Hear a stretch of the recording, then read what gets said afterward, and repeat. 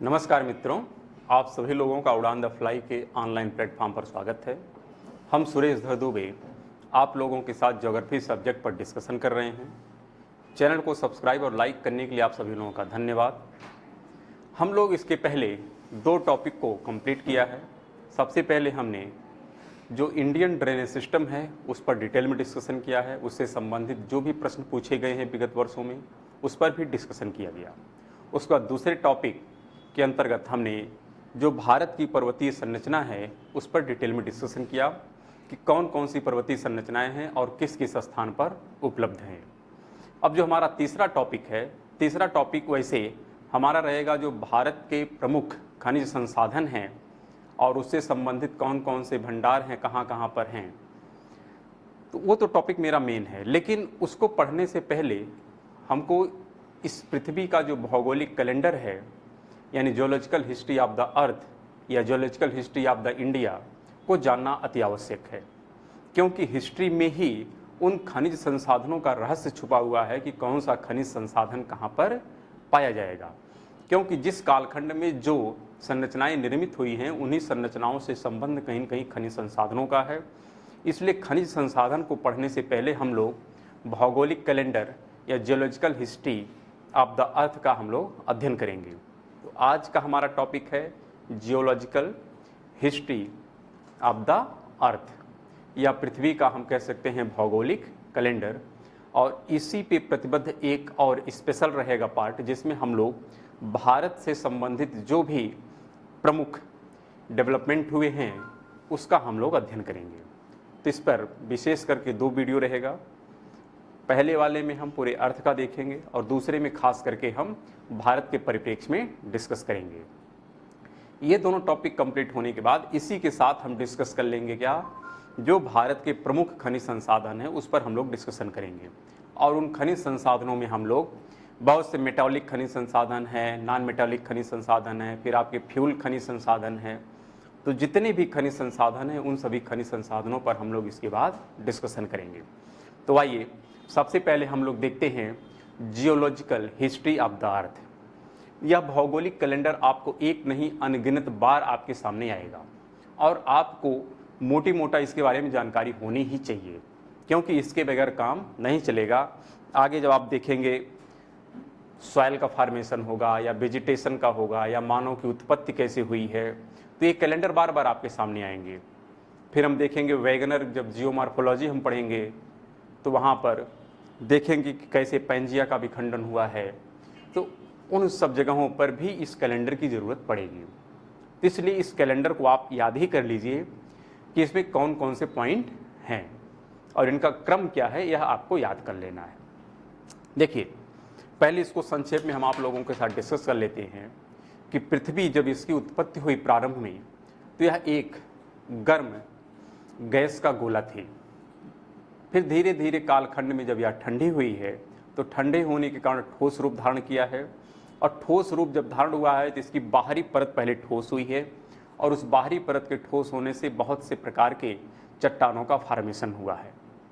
और फिर एक लंबे समयांतराल के बाद यहाँ पर जब यह ठोस हुई है उसका कुछ ग्रेविटेशनल बल जनरेट हुआ है, तो इसके कारण पृथ्वी का कुछ वायुमंडल जनरेट हुआ और उस वायुमंडल के कारण यहाँ पर ग्रीन हाउस गैस का फॉर्मेशन हुआ। फिर मानसून से संबंधित एक्टिविटीज़ हुई है यानी वर्षा हुई है और सारी गैसों का यहाँ पर प्रादुर्भाव हुआ है। और धीरे धीरे इस पृथ्वी का एक इन्वायरमेंट डेवलप हुआ है। और जब इन्वायरमेंट डेवलप होने लगा तो वहाँ पर कुछ हम कह सकते हैं जैविक क्रियाएं भी प्रारंभ होती हैं, कुछ जीवन की शुरुआत होती है। तो जीवन की जब शुरुआत होती है उसको हम लोग एक दूसरे कालखंड में देखते हैं। और जब तक इस पृथ्वी पर जीवन नहीं था यानी जीवन से पूर्व की जो घटनाएं हैं उसको हम लोग अलग कालखंड में करते हैं। तो पूरे पृथ्वी का जो इतिहास है इसको हम लोग दो कालखंड में विभक्त करके पढ़ते हैं। एक कालखंड होता है कि जिसमें जीवन से पहले की सारी घटनाएं हैं, जब तक जीवन पृथ्वी पर नहीं था, जीवन किसी भी रूप में नहीं था, चाहे वह वनस्पति ही क्यों न हो, किसी भी रूप में जीवन नहीं है, उसको हम लोग एक कालखंड मानते हैं। और दूसरा कालखंड होता है जब पृथ्वी पर जीवन की शुरुआत हो जाती है। तो इन दोनों को एक विशेष नाम दिया जाता है। जब जीवन नहीं था उस कालखंड को हम लोग कहते हैं आजोइक। क्या कहते हैं? आजोइक यानी अजैविक कालखंड, यानी उसमें जीवन नहीं है। और जो दूसरा कालखंड होता है उसमें हम लोग कहते हैं फेनरोजोइक। क्या कहते हैं? फेनरोजोइक। एक हो गया जैविक और एक हो गया अजैविक। तो अजैविक को ही हम लोग क्या कहते हैं? आजोइक। और जैविक को क्या कहते हैं? फेनरोजोइक। तो यहाँ पर दो कालखंड आप लोगों के सामने दिया गया है। तो सबसे पहले यही समझ लीजिए कि जब जीवन की शुरुआत होती है उस कालखंड को हम लोग क्या नाम देते हैं? फेनरोजोइक। और जब जीवन की शुरुआत नहीं रहती है उस कालखंड को क्या हम कहते हैं? आजोइक। तो इधर नीचे वाले जो पार्ट हैं इसको हम कहेंगे आजोइक और इसको हम कहेंगे फेनरोजोइक। यानी दो कालखंड हो गया, एक जैविक हो गया और एक अजैविक हो गया। अजैविक। लेकिन पृथ्वी के इतिहास को सिर्फ दो ही शब्द में समेट लेना भी मायने नहीं कोई है। इसको और ज़्यादा हम लोग डीप में स्टडी करते हैं कि आखिर में अजैविक को पुनः कितने भागों में बांटा गया है और जैविक को कितने भागों में बांटा गया है। तो यहाँ पर अगर आप देखेंगे तो यहाँ पे आप देख रहे हैं जो अजैविक वाला कालखंड है, कौन सा कालखंड है? अजैविक वाला कालखंड। इसी कालखंड में पृथ्वी धीरे धीरे ठंडी हुई है, इसका शीतलन हुआ है, चट्टानों का फॉर्मेशन हुआ है। और उस कालखंड में जो चट्टानों का फॉर्मेशन हुआ है उस चट्टान का हम लोग जो नाम देते हैं उसे कहते हैं आर्कियन। क्या कहते हैं? आर्कियन। तो सबसे प्रारंभिक जो चट्टानें होती हैं वह होती हैं आर्कियन। आर्कियन में कौन कौन सी और चट्टानें आते हैं उसके बारे में हम लोग अलग से डिस्कस करेंगे। उसी में ग्रेनाइट भी आती हैं, नीस भी आती हैं, सिस्ट आती हैं, ये सारी चट्टानें उसी में हैं। लेकिन जो प्रारंभिक कालखंड की चट्टानें हैं यानी पृथ्वी के ठंडा होने के पश्चात जो प्रारंभिक चट्टान बनी है उस कालखंड की चट्टानों का नाम हम लोग देते हैं आर्कियन। क्या नाम देते हैं? आर्कियन। लेकिन यहाँ पर आप देखेंगे इसी को कुछ जगह आपको दिखाएगा प्री कैम्ब्रियन। क्या दिखाएगा? प्री कैम्ब्रियन कालखंड का। क्योंकि यहाँ पर देखिए ये 4 पॉइंट हैं। पहला है एरोन, दूसरा है एरा, तीसरा है पीरियड और चौथा है इपोच। तो यहाँ पर जो इओन है ये 2 हैं, एक है फेनरोजोइक और एक कौन सा है? अजोइक।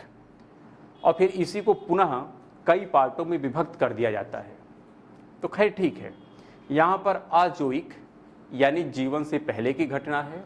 और इस जीवन के पहले की घटना में जो सबसे पहली चट्टान बनी है पृथ्वी के ठंडा होने के पश्चात उसका नाम है आर्कियन।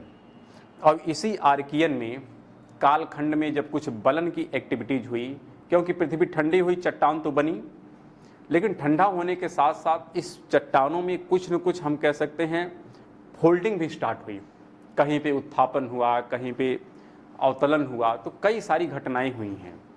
तो वहाँ पर भी बलन की कुछ क्रियाएं हुई हैं और उस बलन की क्रिया से जो दूसरी संरचना बनी उसी में आती है अरावली। कौन आती है? अरावली। तो एक प्रकार से आर्कियन और अरावली लगभग एक ही कालखंड की मानी जाती हैं, जो सबसे प्राचीनतम चट्टानें हैं।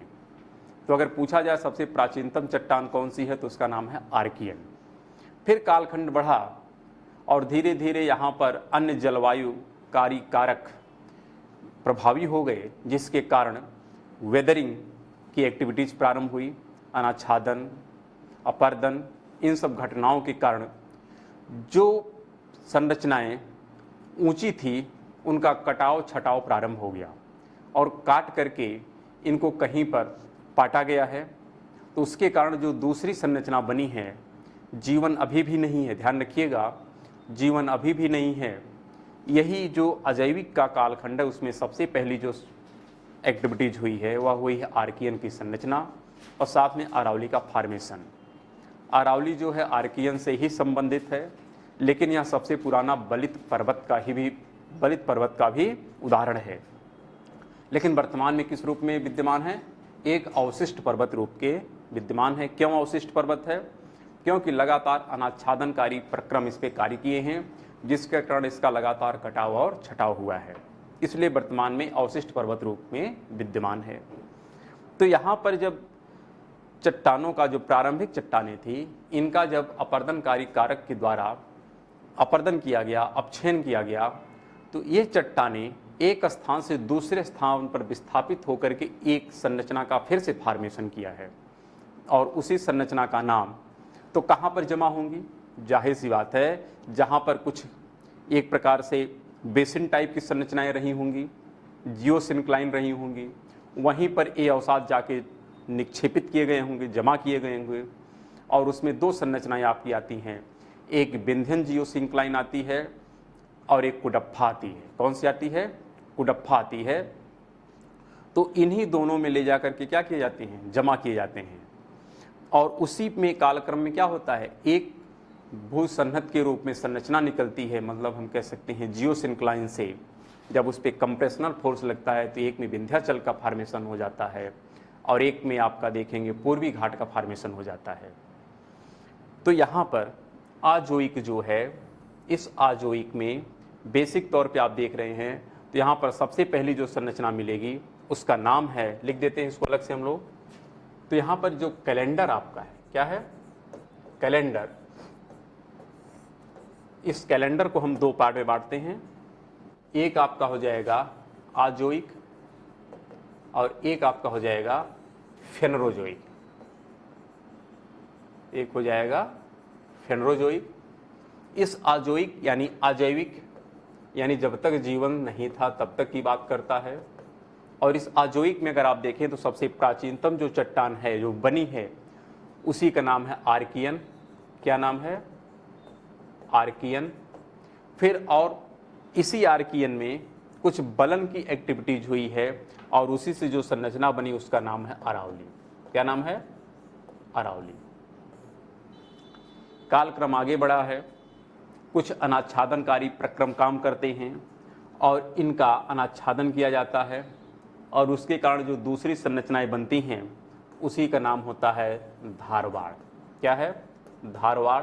और इसका विशेषकर जो विस्तार है यह देखेंगे कर्नाटक में है और उसी के आधार पर इसका नामकरण किया गया है। और भी प्रक्रम आगे बढ़ता है तो जो तीसरी संरचना बनती है वहां पर है कुडप्फा। क्या है? कुडप्पा है। और फिर चौथी जो आती है उसका नाम है विंध्यन। लेकिन ये जितनी भी संरचनाएं हैं सब कैसी हैं? अवसादी हैं। अवसादी मतलब चाहे इसमें आप देख लीजिए, चाहे धारवाड़ हो, चाहे गुडप्पा हो, चाहे विंध्यन है, ये कैसी संरचनाएं हैं? तो आप कहेंगे अवसादी हैं, यानी इनका अवसादन के द्वारा निर्माण हुआ है। जबकि अरावली का अवसादन के द्वारा निर्माण नहीं हुआ है, उसका बलन के द्वारा निर्माण हुआ है। और जो आर्कियन है यह प्रारंभिक आग्नेय चट्टान है, क्योंकि ठंडा होने के पश्चात जब शुरू में पृथ्वी आग का गोला के समान थी तो ठंडा हुई तो जो सबसे पहली चट्टान है मैग्मा निर्मित यानी आग्नेय से संबंधित, उसका नाम क्या है? आर्कियन। लेकिन आप यहाँ पर धारवाड़, कुडप्फा या विंध्यन की बात करेंगे तो यह आग्नेय नहीं है बल्कि कैसे हैं? अवसादी हैं। और आप लोग आगे जब पढ़ेंगे जियोमॉर्फोलॉजी में तो सामान्यतः ये देखेंगे कि जितनी भी अवसादी चट्टानें होती हैं उसमें जीवाश्म के अवशेष मिलते हैं। लेकिन यहाँ पर चाहे धारवाड़ की बात करें, कुडप्फा की बात करें या विंध्यन की बात करें, ये जो चट्टानें हैं इसमें कहीं पर भी आपको जीवन का साक्ष्य देखने को नहीं मिलेगा, लेकिन फिर भी कैसी हैं? अवसादी हैं। वैसे जो आर्कियन है यह खनिज संसाधन से रिच है, लेकिन यह प्रारंभिक चट्टान है, इसलिए काफ़ी ज़्यादा संगठित चट्टान है और अधिक गहराई में होने के कारण इसका आर्थिक दोहन संभव नहीं हो पाता है। जबकि मिनरल्स इसमें बहुत ज़्यादा हैं, लेकिन इनकी उपयोगिता हमारे लिए कम है क्योंकि हमारी टेक्नोलॉजी अभी उतनी उन्नत नहीं है कि इनका हम लोग दोहन कर सकें। हम लोग दोहन किस चट्टानों का करते हैं? धारवाड़ का करते हैं, कुडप्फा का करते हैं और विंध्यन का करते हैं, क्योंकि यह ऊपरी सतह पर पाई जाती है। तो ऊपरी सतह पर पाए जाने के कारण इन्हीं चट्टानों से हम लोग खनिज संसाधनों को प्राप्त करते हैं, चाहे वह धारवाड़ क्रम की हो, चाहे वह कुडप्फा क्रम की हो, चाहे वह विंध्यन क्रम की चट्टानें हों। इन्हीं चट्टानों का हम लोग दोहन करते हैं आर्थिक दृष्टिकोण से। आर्कियन का रेयर केस में दोहन होता है क्योंकि यह काफ़ी डीप इनका प्लेस है। तो ठीक है, ये जो कालक्रम था यह कहीं न कहीं आप देख रहे हैं आजोइक का कालक्रम है। यानी इसमें जीवन नहीं है। तो क्या लगता है एकाएक जीवन आ जाएगा, यानी यहाँ तक जीवन का एक भी साक्ष्य नहीं और फिर तुरंत जीवन का साक्ष्य आ जाएगा? ऐसा होता नहीं है। यानी जीवन की शुरुआत हो जाती है, लेकिन उसके जो अस्पष्ट प्रमाण हैं वह अस्पष्ट प्रमाण यहाँ पर नजर आते हैं, जो फेनरोजोइक कालखंड है। लेकिन उसके कुछ साक्ष्य आपको बिंध्यन और कुडप्पा में भी नजर आएंगे। इसीलिए जो बिंध्यन और कुडप्पा है, इसको हम लोग कह सकते हैं ट्रांजिशन फेज में है, यानी जीवन के कुछ साक्ष्य मिलते हैं। इसके सबूत क्या है कि यहाँ पर आप देखेंगे कुछ कैल्शियम के डिपॉजिट मिलते हैं।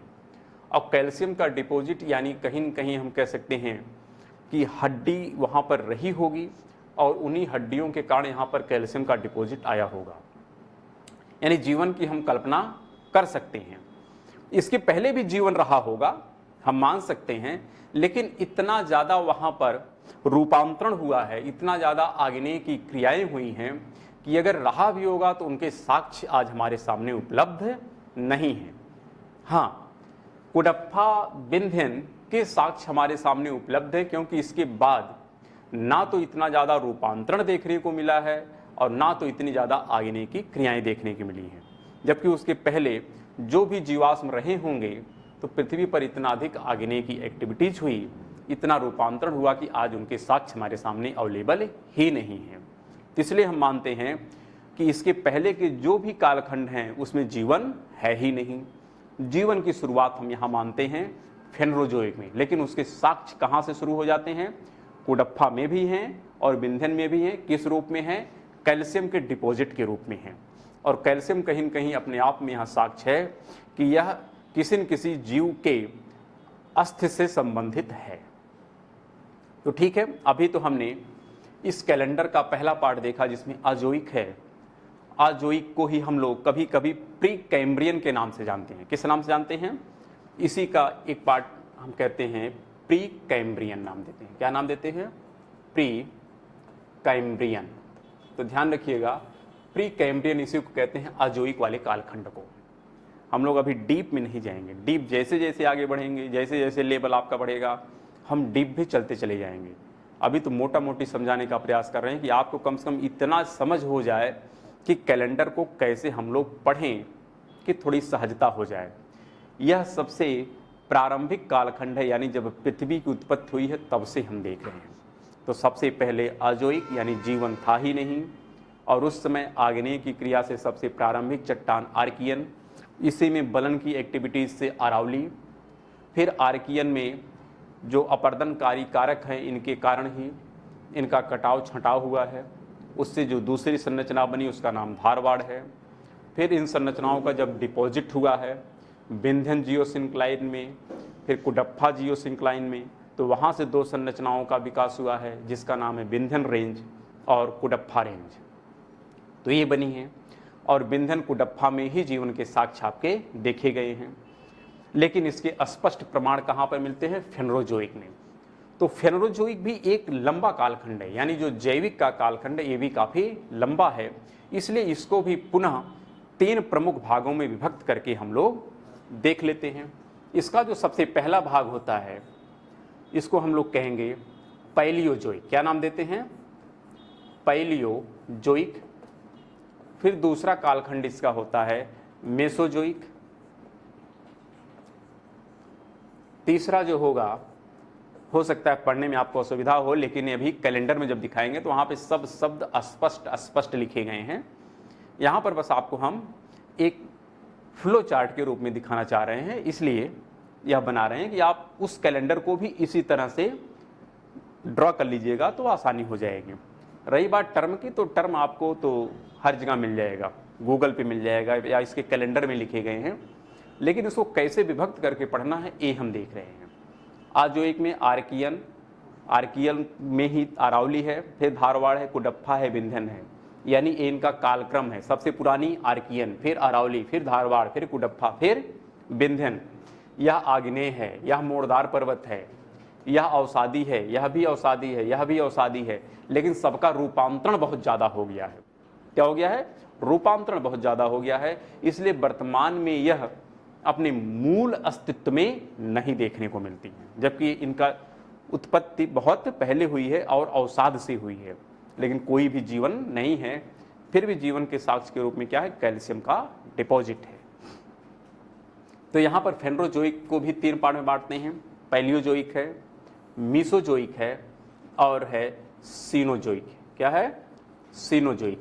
यानी 3 कालखंड में इसको हम विभक्त कर देते हैं और इन्हीं तीनों कालखंडों के हम लोग क्रम से पढ़ते हैं कि पैलियोजोइक में कौन कौन है, मीसोजोइक में कौन कौन सा है और सीनोजोइक में कौन कौन सा है।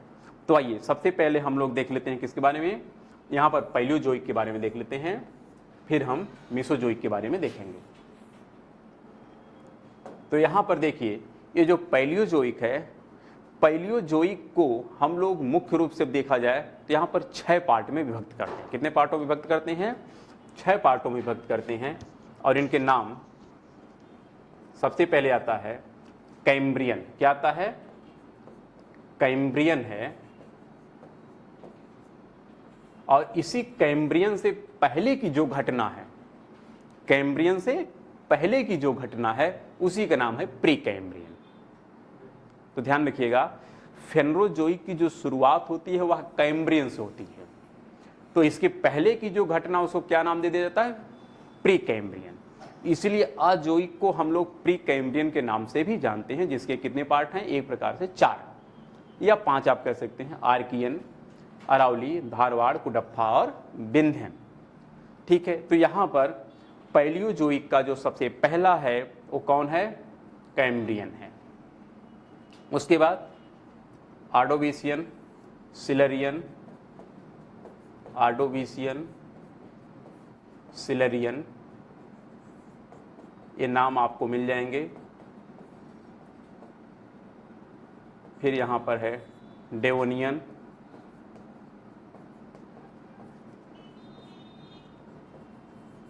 फिर यहाँ पर है कार्बोनिफेरस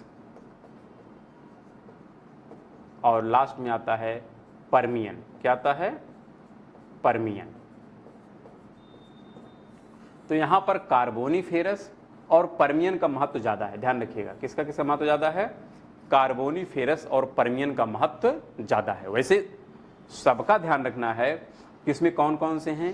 कैम्ब्रियन है, फिर आर्डोविशियन है, सिलरियन है, डेवोनियन है, कार्बोनिफेरस है और पर्मियन है। तो पैलियोजोइक में कितने पार्ट पुनः कर दिए जाते हैं? 6 पार्ट कर दिए जाते हैं।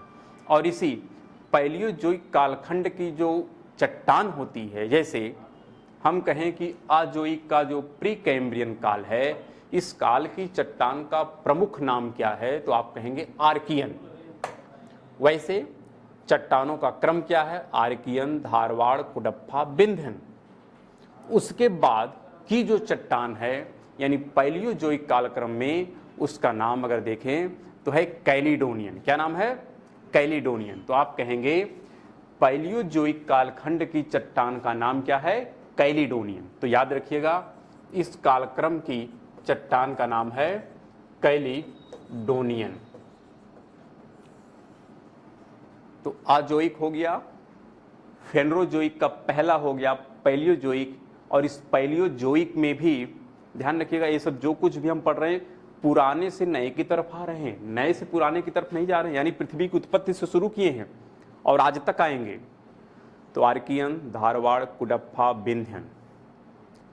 कुडप्पा, विंध्यन में ही जीवन के कुछ साक्ष्य के सबूत मिलने लगे हैं कैल्शियम डिपॉजिट के रूप में। और उस कालक्रम की चट्टान को हम क्या कहते हैं? मुख्य रूप से आर्कियन। उसके बाद फेनरोजोइक का जो सबसे प्रारंभिक काल है, उसको हम क्या नाम देते हैं? पैलियोजोइक। पैलियोजोइक में भी कितने पार्ट हैं? 6। कौन कौन से हैं? कैम्ब्रियन है, आर्डोविशियन, सिलरियन, डेवोनियन, कार्बोनिफेरस और पर्मियन। और इस कालक्रम की चट्टान का जो कालक्रम की चट्टान, उसको क्या नाम देते हैं? उसका नाम है कैलिडोनियन। तो मुख्य रूप से आर्कियन हो गई आपकी अजोइक की, और पैलियोजोइक की चट्टान का क्या नाम हो गया? कैलिडोनियन। जबकि कालक्रम क्या है, हम इनके सामने करोड़ों वर्ष नहीं लिख रहे हैं, क्योंकि वह उतना महत्वपूर्ण भी नहीं है, लेकिन फिर भी आगे जैसे जैसे आएगा हम लोग याद भी करेंगे, जहाँ ज़रूरत होगी वहाँ पर। तो यहाँ पर है कैम्ब्रियन, आर्डोविशियन, सिलरियन, डेवोनियन, कार्बोनिफेरस और पर्मियन। और इस कालक्रम की चट्टान को हम क्या नाम देते हैं? उसका नाम है कैलिडोनियन। इसके बाद इसी फेनरोजोइक, यहाँ पर दो कालक्रम याद करिएगा, एक कार्बोनिफेरस और एक पर्मियन, ये आवश्यक होगा क्योंकि इसी कार्बोनिफेरस के ही दौरान यह पहला हिमयुग है। ध्यान रखिएगा, पृथ्वी का जो पहला हिमयुग का साक्ष्य आपको देखने को मिलेगा यह इसी कार्बोनिफेरस काल का ही मिलेगा, जिसके साक्ष्य आपके हम देखेंगे कि भारत के जो जबलपुर का वहाँ टार्स है, वहाँ पर जो देखने को मिलता है वह इसी पहले परिहिमानी की घटना है, कार्बोनिफेरस कालखंड की है, जो आपको देखने को मिलेगी। हम लोग आगे पढ़ेंगे। तो पहला हिमयुग है और इसी कार्बोनिफेरस के अंत में एक प्रकार से हम कह सकते हैं कि पर्मियन या ट्रियासिक में देखेंगे कि वहाँ पर पैंजिया का विखंडन हो जाता है। किसका विखंडन हो जाता है? पैंजिया का, जिसको वेगनर ने बताया है। और उसी में एक का नाम होता है अंगारा लैंड, एक का नाम होता है गोंडवाना लैंड। तो वह घटना भी आगे की है, लेकिन महत्वपूर्ण यहाँ पर कार्बोनिफेरस भी है, पर्मियन भी है। इन दोनों नामों को आप याद रखिएगा। आगे जैसे जैसे हम बढ़ेंगे इनकी फिर से आवृत्ति देखने को मिलेगी। तो दूसरा जो कालक्रम है उसका नाम है मीसोजोइक। क्या नाम है? मीसोजोइक। तो देख लेते हैं मीसोजोइक में कौन कौन सा है। तो यहाँ पर अभी तक हमने क्या क्या देखा है? अजोइक, यहाँ पर आर्कियन, अरावली, धारवाड़, कुडप्पा, विंध्यन। फिर यहाँ पर फेनरोजोइक। फेनरोजोइक का पहला पार्ट पैलियोजोइक। पैलियोजोइक में कितने पार्ट हैं? 6 हैं। कौन कौन? कैम्ब्रियन, आर्डोविशियन, सिलरियन, डेवोनियन, कार्बोनिफेरस और पर्मियन। इस कालक्रम की चट्टान को हम क्या कहते हैं? कैलिडोनियन। मोटी मोटा याद रखिए, ज़्यादा डीप में अभी जाने की आवश्यकता नहीं है। आगे जैसे जैसे ज्ञान बढ़ेगा उसके डीप पॉइंट पर भी हम लोग चलेंगे। तो यहाँ पर इस कालक्रम की जो दूसरा कालक्रम है उसी का नाम है मेसोजोइक। क्या नाम है? मेसोजोइक। और इसी मेसोजोइक को पुनः हम लोग 3 पार्ट में विभक्त करते हैं। मेसोजोइक के कितने भागों में विभक्त करते हैं? 3 भागों में विभक्त करते हैं। एक का नाम होता है ट्रियासिक। क्या नाम है? ट्रियासिक। एक का नाम है ट्रियासिक, एक का नाम है जुरासिक, जो डायनासोर का है कालक्रम वह यही है, जुरासिक कालक्रम है। और तीसरा है क्रिटेशियस। क्या है? क्रिटेशियस। तो ध्यान रखिएगा, मेसोजोइक को मुख्य रूप से 3 भागों में विभक्त किया जाता है। कौन कौन से यहाँ पर भाग हैं? सबसे पहला भाग है ट्रियासिक, जुरासिक और क्रिटेशियस। इसी ट्रियासिक में ही कहीं न कहीं हम मानते हैं कि जो पैंजिया है उसका विखंडन हुआ है। वास्तविक रूप में यहीं पर हुआ है, लेकिन फिर भी शुरुआत कार्बोनिफेरस से हो जाती है। पैंजिया का विखंडन कहाँ से शुरू हो जाता है? कार्बोनिफेरस के लास्ट फेज से शुरू होता है, लेकिन कंप्लीट कहाँ हो जाता है? ट्रियासिक कालक्रम में कंप्लीट हो जाता है। और जुरैसिक कालक्रम आता है, और यह जुरैसिक कालक्रम वही है जिसमें डायनासोर थे। और तीसरा है क्रिटेशियस। तो क्रिटेशियस कालक्रम में भी हम देखेंगे कि कैसे यहाँ पर अटलांटिक महासागर, फिर आपका हिंद महासागर, इन सब की कैसे उत्पत्ति हुई है, उन सब के बारे में हम लोग वेगनर सिद्धांत में सीखेंगे। लेकिन यहाँ पर जहाँ जहाँ थोड़ी बहुत आवश्यकता रहेगी उसके बारे में हम लोग देखेंगे। लेकिन अभी तो सिर्फ हम डिवीजन देख रहे हैं कैलेंडर का। पहला पार्ट आजोइक, दूसरा पार्ट फेनरोजोइक। आजोइक के पार्ट हो गए। फेनरोजोइक का सबसे पहला पैलियोजोइक, दूसरा है मेसोजोइक। मेसोजोइक कालक्रम की जो चट्टान है, इस चट्टान को हम नाम देते हैं हर्सिनियन। क्या नाम देते हैं? हर्सिनियन। ध्यान रखिएगा, आजोइक कालक्रम की चट्टान को मुख्य रूप से क्या नाम देते हैं? आर्कियन। पैलियोजोइक कालक्रम की चट्टान को क्या नाम देते हैं? कैलिडोनियन। मेसोजोइक कालक्रम की चट्टान को क्या नाम देते हैं? हर्सिनियन। क्या नाम देते हैं? हर्सिनियन। तो यहां पे लिख दे रहे हैं, अभी आगे इसके बारे में अभी मिल जाएगा। हर्सिनियन। और इसके कितने पार्ट हैं? 3। कौन कौन से हैं? Triassic, Jurassic, Cretaceous. और आगे हम बढ़ते हैं। जब और आगे बढ़ेंगे तो वहां पर एक नाम और आएगा, एक कालक्रम है जिसका नाम क्या है? सीनोजोइक। क्या नाम है? सीनोजोइक। तो सीनोजोइक में देख लेते हैं कौन कौन से पार्ट हैं। तो यहां पर है सीनोजोइक। और इस सीनोजोइक को भी पुनः दो भागों में बांटा जाता है। देख रहे हैं जैसे जैसे आप करीब आ रहे हैं इसके क्रम या इसका विभाजन बढ़ता ही चला जा रहा है, क्योंकि अतीत में घटनाएं बहुत कम थी लेकिन वर्तमान में घटनाएं बढ़ती जा रही हैं, इसलिए उनको सूक्ष्म स्तर पर देखने का प्रयास किया जा रहा है। मोटी मोटा दो विभाजन, फिर फेनरोजोइक को 3 पार्ट में, उसके एक एक पार्ट को हम लोग देखें। पैलियोजोइक में कितने पार्ट थे? 6 पार्ट थे। मेसोजोइक में 3 पार्ट थे। सीनोजोइक को मुख्य रूप से 2 पार्ट में बांटा जाता है। एक का नाम है टर्शियरी कालखंड और एक का नाम है क्वाटरनरी कालखंड। तो यहाँ पर 2 पार्ट हो जाता है फिर से। एक का नाम है तृतीयक, टर्शियरी हम कहते हैं, और एक का नाम क्या है? चतुर्थक, या इसी को क्वाटरनरी कहते हैं। इसी को कुछ भूगोलवेत्ता लोग इसी का एक चौथा नाम दे देते हैं जिसे कहते हैं नियोजोइक। क्या नाम दे देते हैं? नियोजोइक। यानी पैलियोजोइक, मीसोजोइक, सीनोजोइक और नियोजोइक, यानी 4 ऐसे भी नाम याद कर सकते हैं। कौन कौन? पैलियोजोइक यानी जहां से जीवन की शुरुआत हुई, जीवन की शुरुआत को 4 भाग कर दिया। Palaeozoic, Mesozoic, Cenozoic, Neozoic. और अगर हम पीरियड की बात करें तो देख रहे हैं यहाँ पर तृतीयक, चतुर्थक, तो द्वितीयक कौन रहा होगा? मीसोजोइक को द्वितीयक कर लो और पैलियोजोइक को क्या कर लो? प्राइमरी कर लो। तो जीवन को भी 4 भागों में बांटा गया है। उसी का पहला भाग है पैलियोजोइक, दूसरा भाग है मीसोजोइक, तीसरा भाग है आपका टर्शियरी और चौथा भाग क्या है? क्वाटरनरी, या इसी का नाम देते हैं नियोजोइक। तो आपको जैसे भी याद करना है याद कर सकते हैं। वैसे सीनोजोइक के ही 2 पार्ट हैं, एक का नाम है टर्शियरी और एक का नाम है क्वाटरनरी। क्वाटरनरी को ही हम लोग एक नया नाम देते हैं जिसको कहते हैं नियोजोइक या कहते हैं नवयुग, यही है। तो ठीक है, इस टर्शियरी कालखंड को भी कई भागों में विभक्त किया गया है। इस टर्शियरी को भी क्या किया गया है? कई भागों में विभक्त किया गया है। और यह वही कालखंड है जिसमें हिमालय की उत्पत्ति मानी जाती है। किसकी उत्पत्ति मानी जाती है? हिमालय की उत्पत्ति मानी जाती है इसी टर्शियरी कालखंड में। इसमें मुख्य रूप से कौन है? हिमालय की उत्पत्ति है। हिमालय की उत्पत्ति है इस कालखंड में। और अगर हम बात करें चतुर्थक की, तो चतुर्थक में कौन कौन है? तो ध्यान रखिएगा, चतुर्थक में 2 पार्ट हैं। एक का नाम है प्लिस्टोसीन और एक का नाम है होलोसीन। इसमें कितने पार्ट हैं? इसमें एक पार्ट है प्लिस्टोसीन,